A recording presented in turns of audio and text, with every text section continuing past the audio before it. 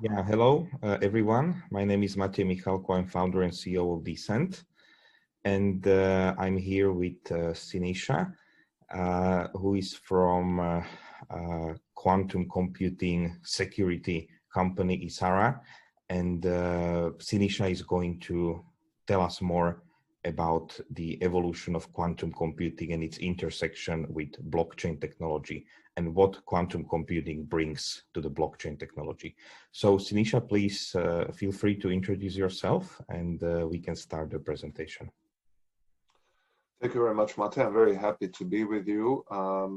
As Matej has said, ISARA is a Canadian company based in UK. I'm a managing director for Europe. ISARA was started 5 years ago in what's known as Canada's Quantum Valley, which is in Waterloo region in Ontario. Very famous for quantum physics, the Proprietary Institute, the Institute for Quantum Computing, the Lazaridis Institute, which does a lot of business. And there are a few other quantum-related companies there, and there's quite a lot of investment. So it's a very famous region for research, technology, high tech, and 1.6 billion investment in quantum-related research and technologies. So ISARA is 5 years old now. It's a strongly funded company and has 35 full-time employees. And we have several products, which include Quantum Safe Toolkit, which helps developers develop the different types of integration and libraries that use post-quantum cryptography, or we call that quantum safe crypto. We have Catalyst Technologies, which is hybrid X509 certificates, which allow for one type of certificate to support both or two types of public key crypto at the same time. I'm going to discuss why this is important in some use cases. We do a lot of professional services and we have plenty of partners. These are the examples of industries that have already tapped into quantum safe crypto, the industries that have been concerned with their product software systems, from aviation, silicon, PKIs and military smart card systems to HSMs, often used in financial institutions. And this is where blockchain has a lot of new use cases, to CAs and PKIs, which is again where it intersects with blockchain. And we've done quite a lot in automotive, and there's a lot of interest in IoT, where there's again a lot of use cases for blockchain in logistics type scenarios. So where is quantum today, quantum computing, why this is so exciting? So it's not something new, it's something that's been going on for over 40 or 50 years, the research and the theory of it. But we've seen more advancement in the last 10 years, and particularly with the last 2 to 3 years, with IBM's advancements, Google's advancements, and many other companies are competing to give us the proper, strong computing power that uses a quantum mechanics to deliver computation. And this is radically different from what we've had with silicon computers so far, which uses binaries, bits, and electricity to perform calculation.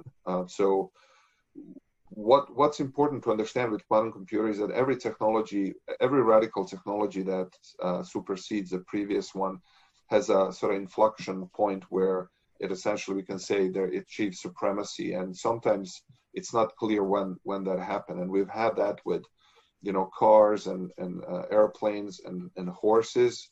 And the first airplane, as you can see here, looked very clumsy, and it was it looked almost funny the moment when it broke the speed record that we had by then, and achieved supremacy. But very soon after that, within 10 years, there was a whole industry around it. So things happened very fast after that point. Same happened with classical computers in the 50s and 60s. And similar thing is happening with quantum computers now. And there is a race. And we've had Google announcement recently that they've achieved quantum supremacy. And the interesting geopolitical thing about quantum race is that there's a lot of countries involved. There's a lot of investment. There's tens of billions of dollars of investment in different countries, from US to China, in this technology. And the reasons for that are all the big disruptions that quantum computer is promising. And we know that quantum computers will be able to deliver these, from material design to chemical discoveries, new drugs. So quantum computers are actually faster, so much faster that it's we can talk of an exponential type degree of difference, or even more so than classical computers, where there is a lot of variables to deal with, and where they have to essentially simulate the real life problems, which typically are those molecular type reactions, where there are too many unknowns to deal with. Quantum computers are great at that, so there's a lot of expectations. There's going to be breakthroughs, and this is why there is a race. Whoever gets there first will be able to achieve quite a lot with quantum computers, to help the industry, to help just overall their economy, and to advance. But there are also negative effects of quantum computer to the world we live in, and these are the impact of quantum computer to the digital security we use today in our computing, in our internet, and in particular the impact to the public key cryptography. So public key cryptography is something we've used since the 70s, and it was invented because symmetric key or secret key cryptography was very inelegant in we were not able to exchange one key that both parties need to have in order to encrypt secrets. So we needed public key cryptography, where there is a public and corresponding private key in order for a secret to be transferred between two people. And as we know, that started in the 70s with RSA and Diffie-Hellman, and then we had elliptic curve crypto and so forth. But in 94, Peter Shor invented an algorithm in which he proved that quantum computer will be able to break the math behind these classical public key crypto algorithms with relative ease. And it's been quite a few years since then, and we're still waiting for a quantum computer to mature, but it's known and it's factual that this will happen. So nobody's asking the question whether this is true. It's simply when will this happen. This is why NIST, the US Institute for Standardization of Technology, is working very rapidly on looking at the new crypto, new math that will be needed. So what quantum computer will do to a symmetric crypto is essentially will render it its strength to zero, meaning that the RSA and ECC, the two most famous or widely used asymmetric algorithms, will have no strength left after Shor algorithm executes on quantum computers. Grover's algorithm is another algorithm. It's a square root attack on symmetric keys, which we use as well, but it's not as effective. It will halve the strength, so we will be able, by doubling this, the size of the keys, we'll be able to keep using the existing algorithms in current systems in the internet. But crypto is everywhere, in every layer of software we use, all the way from hardware and infrastructure, and to prove our identities through platforms architecture, and all the way up to applications that users interact with. Cryptography is used everywhere, and people don't even think about it. It's just there. And this is why this is such a tectonic problem we're going to be facing soon.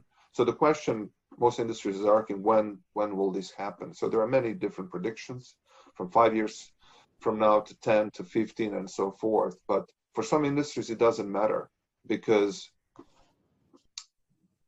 some products have a very long life cycle, and some products have a long design life cycle. And working backwards, even if you go with a very optimistic prediction that it's going to take more than 20 years for a quantum computer to mature to the level of running Shor's algorithm and breaking crypto, if you work backwards, some industries are already somewhat late to start implementing it. And that's because the crypto is using hardware and a root of trust, and in many of these instances, it will not be possible to do a software patch to fix the problem, because the public keys are burnt into hardware in many instances in order to enable that, the root of trust, so that operating system can be trusted and so forth. You have that in IoT devices, you have that in complex devices, as well as in simple devices, as a matter of fact, in phones, in smartphones. But obviously, complex IoT devices are something that needs to be addressed immediately because they tend to have lifespan of over 20 and sometimes 30 years. And then closer to 2024, when this releases the new crypto suite that's post-quantum or quantum-safe crypto suite, some other industries that have a shorter life cycle and that need less time to implement this can react and implement that in their products. However, many need to start working on now. We tend to underestimate the effort needed for crypto change. We've had customers with a lot of PKI systems, large customers that have spent over 10 years trying to move PKI from, say, RSA to ECC, from one crypto standard to another, with a lot of problems, a lot of expense, and some actually couldn't do it at the end because it was just a logistical nightmare, moving one ecosystem to another and managing that with end users and the access cards they would carry and so forth. So it tends to be very complex. So what is the new math that we're going to need in order to be resilient for quantum attacks, So these are examples of the math that's being standardized. So hash-based or stateful hash-based signatures are already mature. They're ITU standardized technologies that can already be used to provide for quantum resistant functions. And then code-based, lattice-based, multivariate-based, and isogeny-based algorithms are being standardized by NIST. We have implemented all of them at ISARA, and we have experimented with all of them, and some are already hybridized and in use by some of our customers. These are already fairly mature algorithms that we don't expect any major changes to them by NIST, only minor tweaks and some recommendation how to be implemented. But this is the new math that quantum computers will not be able to break easily. It's worth mentioning that there are also physics-based security systems called quantum key distribution systems that are completely different, used for different use cases. So people should not confuse the two. This is software-based quantum safe security, and there is also hardware and physics-based quantum safe security that are used for completely different use cases.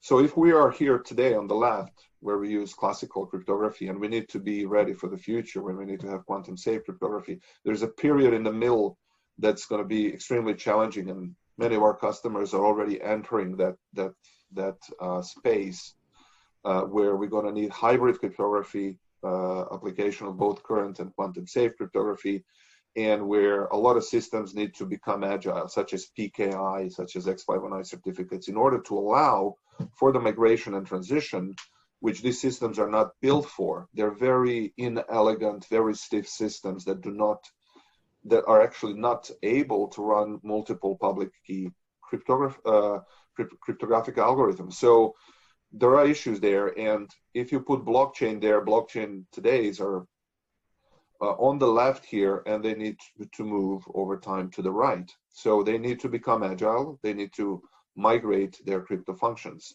to quantum safe. And there are a number of technologies needed and quite a lot of effort, in fact, for this to happen.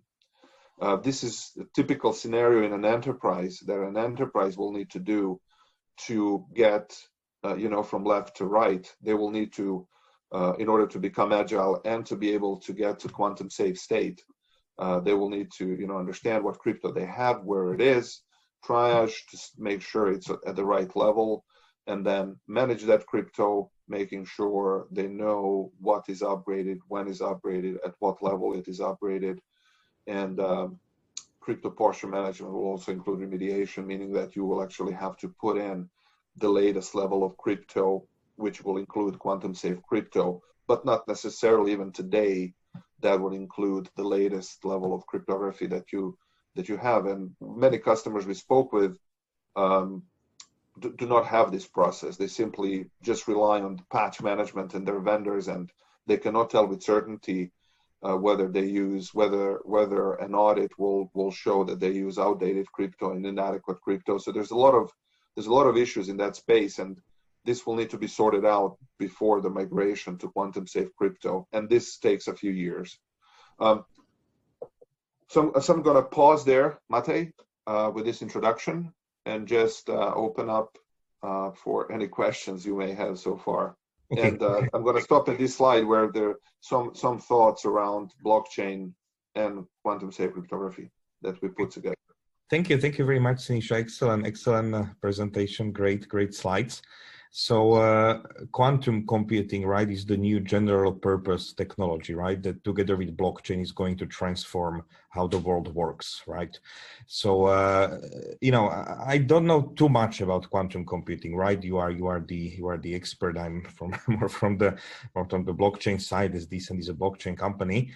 But what you talk about, it looks like to me, it seems to be something a little bit similar to AI, right? To the development of AI, right? Because with AI, all the theory was already known, or the major theory was already known in 1980s. It was discovered, but there was not right hardware, right, to be tested on.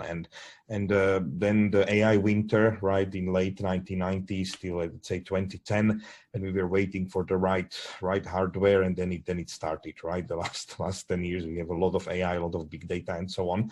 So is this somehow similar, that we are in a race, that we have the theory done? I know that you mentioned about some algorithms, right, that they are going to be standardized soon, but even if they are not standardized, they could still exist, right? It's like Bitcoin, right? It's not standardized as far as I know, but it still exists, right? And a lot of blockchain technologies are not standardized, but they are used by the community, they are used by the businesses, right? So my question would be, isn't this somehow similar to AI, that we have already most of what is needed on the theoretical or the software level, but we are waiting for the right hardware? In some way, you could draw that parallel, Matej. I think so. Even though it's obviously still a very different ball game. I think we already went through quantum winter, right, which was also 2000s, where there was little bit of incremental movement, but there's much more rapid progress lately. And you're right. There's a lot of theory that has been done before that proves that certain things will happen, such as Shor's algorithm that proves that the math that is used behind classical crypto is easily broken by the quantum functions. The advancement of quantum is much more rapid in recent years, and there's so much money put into it that I think we're pretty much at this point where there are no significant major issues still in front of it. I think we can expect a steady progress in that way. That this includes dealing with noise, and everybody says that, you know, they're too noisy, there's too much error, too large of the error rate in quantum computers. But there's a lot of researchers working on that because the reward is so big. I don't think there's actually any other field in high tech that offers such a huge reward. I don't think AI measures up to quantum, to incentive to develop quantum computer, right? The breakthroughs that it might offer to humanity is just enormous in terms of chemistry and biology and physics and new materials and you name it. Probably medicine as a field and pharmaceutical research and so forth. So everybody's interested in seeing this happening. On the flip side, this will cause the Shor algorithms to execute quicker and sooner. And then I think your parallel then can be used to say that, you know, commercial entities developing quantum computers will publicize, will advertise as they progress, and we will know how far they're at. But the state ones will not, because they're not incentivized to tell us when they can run Shor's algorithm, when they can break the current internet crypto, right? There's no reason for them to tell anybody. So everybody will need to guess how soon is that, and they will have to manage the risk themselves. So the industry, the sort of the big enterprises and the governments of the world will need to make their own best judgment, you know, how many secrets they have, how long those secrets should live, you know, if they have classified information or if they have financial information that should remain secret for 5, 10, 15 years. And they will have to make a best guess, working backwards, you know, whether they should start using the quantum safe crypto already. You know, everybody will have to do that on their own, really. What NIST is doing is standardizing the crypto algorithm so that there is some certainty around, you know, when you implement. that it works. But you're right. I mean, people already are implementing quantum safe crypto all around us simply for that reason. They have to manage the risk, and there is a learning curve. This crypto is different, as I put on this slide. Not every type of post-quantum and quantum safe crypto can be even used for blockchain. You will need to experiment to find the one that will be the most efficient one. Otherwise, you end up with a lot of problems. So, there is a curve there, and there is time needed for this to happen. Yeah, and probably multiple years. The right hardware to experiment, right? Without the hardware, you cannot Well, experiment. this one, yeah, the software side of quantum crypto you can use on the existing hardware. You can experiment on the computers we use today.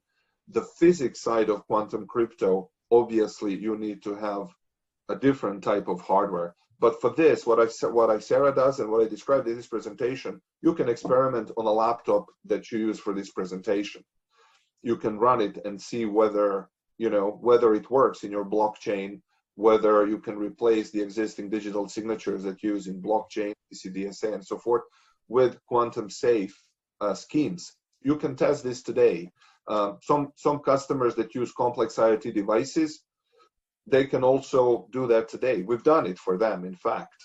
We can use Raspberry Pi to simulate how multiple subsystems can execute post-quantum crypto and communicate over serial buses. So we've done that. So right. Yes, you can do a lot of that today. Yes. So basically, I don't need to wait for the result of the multiple parallel Manhattan projects, right happening in the US, China, UK, maybe France, maybe Canada, and so on. I don't need to wait for the results. I can basically simulate all on my laptop, right, to see it from the software wise and get from the software side and get some relevant results. Yes. So you can get ready with your security and protections today, right now, and make sure that whatever your system is. So for instance, we know that private blockchains and the one used for enterprise function can have a lot of different PKI and public key crypto used for different access controls and so forth. These will be much more complex to make quantum resistant than public blockchains. So depending on what you're dealing with and which industry you're in, you need to understand, going back to the curve, the timeline that I showed, if you're in the industry of IoT and government and you have complexities to deal with, the sooner you start, the less risk you're going to have afterwards and less scramble to do. And you're going to be, you're going to have a leg up in the game. So it's all about risk management here at this point in time. So how long it thinks it is going to, how long it takes, how long do you think it is going to take, right? We have seen some predictions, 5, 10, 20 years, right? What do you think, how long it is going to take until the quantum computer comes and basically everything will be dismantled, what exists by someone, by the one who has it first, right? I was in a similar situation, not probably on this scale, by far not at this scale, but if you look at the Bitcoin mining, right, 10 years ago, it was on CPUs, right, primarily on CPUs. Then the GPU mining came, then FPGAs, right, and then ASICs, right, and whoever had the first ASIC, the application-specific integrated circuit, right, the right chip, right, was able to mine the most of the Bitcoins, right, and all the other devices, the CPUs, GPUs, FPGAs became obsolete, by the one, having it, right? So is this somehow similar for the blockchain world, that all right, whoever is running a blockchain company, whoever is developing a blockchain, should right now invest into the quantum safe, right, algorithms related to blockchain, into R&D in this area to be safe from the point of view of risk management right now? Yeah, my personal opinion is, particularly if you're dealing with private blockchains and enterprise solutions, that it would be absolutely, in a way, foolish, perhaps, that the right thing to say, to ignore that risk, just to say we don't care, right? Because you may then scramble and you may then have too little time to do what you need to do. So I think it's very prudent of companies working on solutions like that to understand how that impacts their product. If you're talking about blockchain OEM manufacturers, if you're talking about the end users of different technologies, including blockchain, they themselves are already looking into that. So if I told you that most big banks are already looking into how this will impact them, they already are assessing. These boards are being debriefed on this threat, and they're trying to understand, because they use crypto everywhere for different purposes, in which order of priority they address this, right? Complex device manufacturers already looking at that. They were the earliest probably of all of them. So yes, people should start understanding this, because these algorithms are significantly different from the algorithms everybody knows about. So if you go to your developers and say, hey, you know, this should be simple, just swap the existing public key crypto we use in the blockchain with this one, and then you try to run this, and your developer might tell you, whoa, the server crashes, it's 10 times slower, the keys are much bigger, so we cannot put them in the IoT device, and everything's kind of different. Twice that big, you mentioned, right? The keys should be twice that big. The keys should be twice that big. The length of the keys should be twice. Well, that is for symmetric crypto. That is for symmetric. If you use asymmetric cryptography, which private blockchain uses a lot, then it can be 100 times, 1,000 times bigger. Then are the algorithms? So one key can go from bytes and kilobytes to megabytes in size, just key, right? So depending on which algorithm you use. On the flip side, it can be much slower to execute, to run. The signature that it produces can be much, much, much bigger. So, and each of these algorithms is different. So you need to experiment to find out for your particular use case, which one is the best for you to use for what, you know, depending on your use case, right? Do you have limitations in your use case or you don't, right? Yeah, but for instance, right, if the key length is, let's say, one kilobyte, right, and each transaction size, let's say, is 1 kilobyte point something, and then it goes each blockchain transaction size, right, and if it goes to, let's say, one megabyte, right, what would be the size of the blockchain, right? So this is changing everything, right? So the question is whether the current algorithms are right then in this case, whether it shouldn't be replaced by other algorithms, right? Because just increasing the size of the key 1,000 times, maybe it's not viable, right? It probably is not viable. And as I said, the new math that is going to standardize and the new hash functions, we've made stateful hash-based signatures very applicable and usable, and they can be very efficient, just like the old ones. But some of the new public key schemes are very different, and they have much different signature size and much different key size, and they don't work the same way. Some are, they're not necessarily always slower than the old algorithms we've used. In some cases, they're quicker, but you always have the corresponding trade-off. They're much quicker, but their key size is much larger, their signature is much larger, and vice versa, right?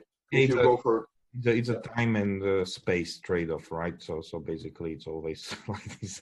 So yeah, correct. Exactly. And then you have the hybridized dilemma, which is essentially, you know, you have the old system with the old public key, then you have the new one that's not standardized yet, and you have to hybridize them. You have to kind of use them together in a way, which is possible. We've done it. And then you have to have all the other corresponding systems you interact with, such as in the case of private blockchain, the PKI you're interacting with in the company where the blockchain works. That integration has to work, meaning that it cannot be that one system uses classical and the other uses quantum safe ones, and they will not understand each other, which means in the root of theirs, they have to have ability to understand both, which then you need to start thinking about a little bit earlier and then work with your customers to see how that's going to work. So I see interest in your industry to understand how this will impact, particularly the ones that have enterprise solutions.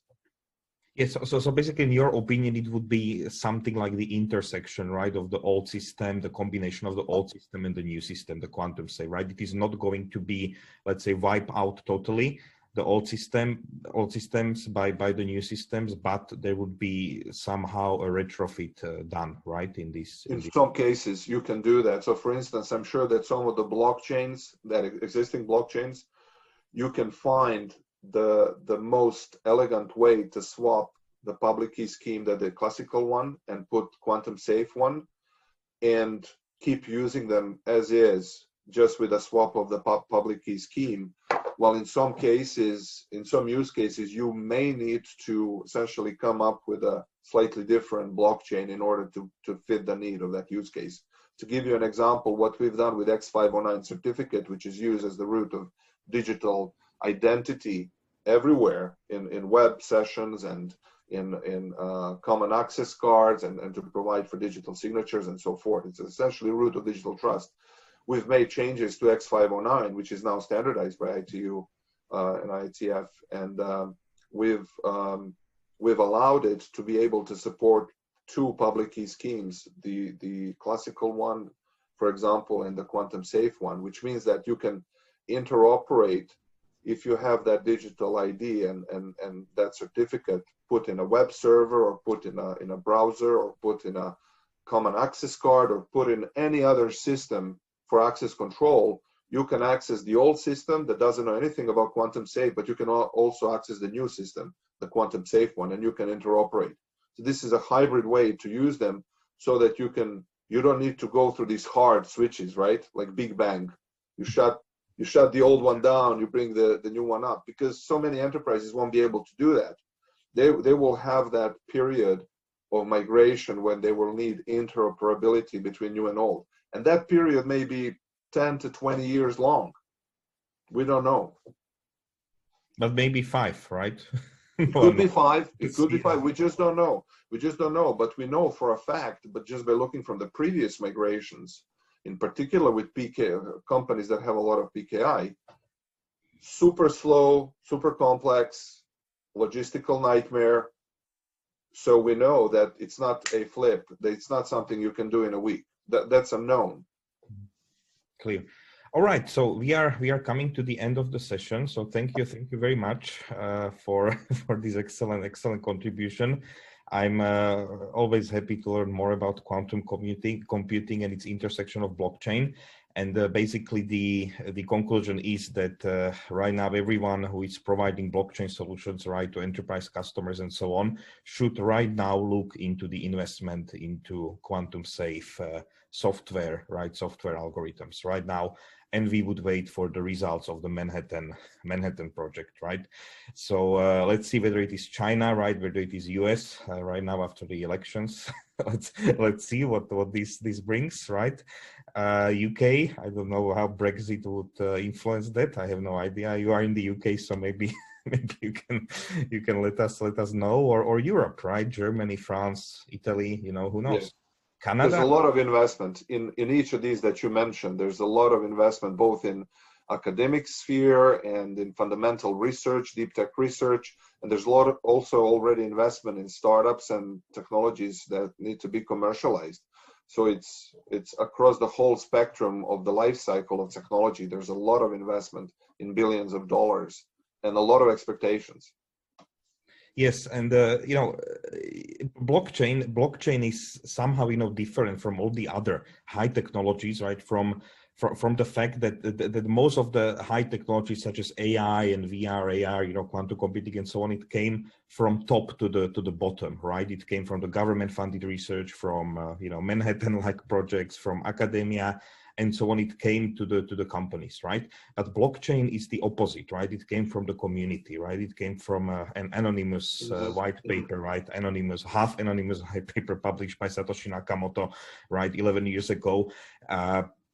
Or 12 years ago, and basically then someone implemented it, right, as open source code, and then a lot of projects were stemming from Bitcoin, right? There were people, right, projects forking it, and a lot of new projects, right, stemmed from there.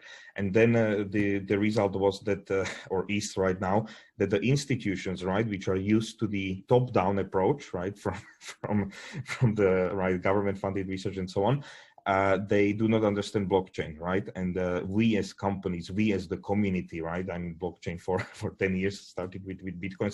So basically we need to educate them, right? Because we have the know-how, right? So this is quite opposite, right, to the others. So maybe also for this area, it's very interesting to see the intersection of quantum, right, computing, which came as a top-down approach, with blockchain, which came bottom-up, and it can connect somewhere, maybe at this conference, maybe at the slides that people are going to download and read them, and maybe from the feedback we are going to get after the presentation. So I'm very curious for the feedback. I agree, but you can see at least the security area of quantum security in general, both as top down and bottom up type effort, right? Where you have a lot of money poured in fundamental research, but you also have a lot of that grassroots community work on mathematical concepts and on implementation and contribution that kind of goes up from just research community, right? So not necessarily is a strictly top-down thing, right? Even though, as you said, there's huge amount of investment that is coming top-down, but at least in our field, there's a lot of bottom-up, and I can see that this will be relatively compatible with what blockchain community is doing, because blockchain community will find a way to leverage the research from the quantum security people and companies and technologies and standards and whatnot, and implement it in the blockchain to make sure that blockchain used today and used just before the quantum threat becomes real, that it keeps its level of security intact for the future. And this is why so many people use blockchain, because it did offer them that extra level of security that they need to go somewhere else for, right? I mean, that so many use cases just rely on that. And I think it will be very important for blockchain community to ensure that this doesn't get impacted by the quantum threat, that blockchain keeps its reputation, or blockchain technologies and solutions keep their reputation in this quantum threat age. Excellent, Sinisha. Thank you very much. So we can probably meet at the blockchain/quantum computing meetup, right, next time, to have it more bottom up, to bring more bottom up to the industry. Thank you again, and thank you everyone for watching. And I believe there will be a way to download the slides on the page where you are right now. And if you have any questions, feel free to write to Sinisha. I believe your email is in there, sinisha.patkovic@isara.com. And I look forward for your comments, for your feedback, and feel free to reach out to us. Thank you. Thank you very much. Thank you, Matej, and thank everybody for watching. And please reach out